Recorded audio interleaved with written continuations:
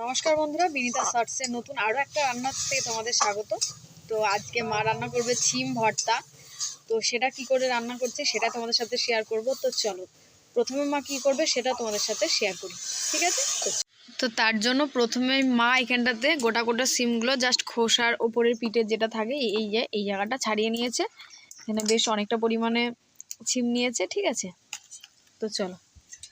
তো বন্ধুরা, শিম ভর্তার জন্য মা প্রথমে এখানে কড়াইতে দিয়ে দিল জল, আর জলের পরে এবার মা মনে হয় শিমগুলো দিয়ে দেবে। তো হ্যাঁ, এবার শিমগুলো দিয়ে দিল। তো শিমগুলো দিয়ে মা তুমি কি করবা গো? ঢাকা দেবো। মা শিমগুলো দিয়ে ঢাকা দেবে, কারণ শিমটা একটু সিদ্ধ করতে হবে ভালোভাবে, তবে ভর্তাটা হবে। তো তোমরা দেখতে থাকো। তো বন্ধুরা, এবার শিমটা যখন এখানটাতে হাফটা সিদ্ধ হয়ে আসবে তখনই মা এখানটাতে কি করবে দেখো। মা এখানটাতে একটা ছোট পেঁয়াজ 4 ফালি করে এর উপর দিয়ে দেবে, মানে এটাও সিদ্ধ হয়ে যাবে এর সাথে। এই যে শিম পুরো সিদ্ধ হয়ে গেছে, এবার মা এটা শিলের উপর নামিয়ে নিচ্ছে, সাথে পেঁয়াজটাও নামিয়ে নিচ্ছে, ঠিক আছে? তো বন্ধুরা, এবার মা এখানটাতে শিমগুলো বেটে নিচ্ছে, খুব মিহি করে বাটতে হবে। তো এই যে মা শিলেই সুন্দর করে বেটে নিচ্ছে।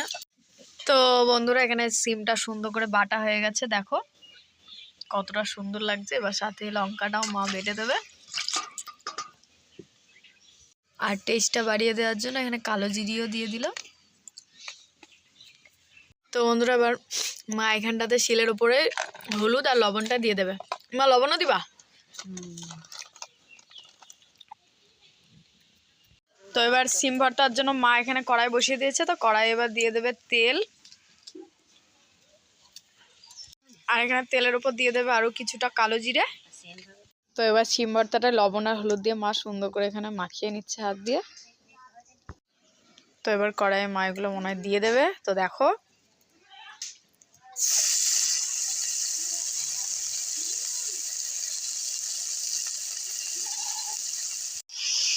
এটা সুন্দরভাবে এবার নেড়ে দিচ্ছে।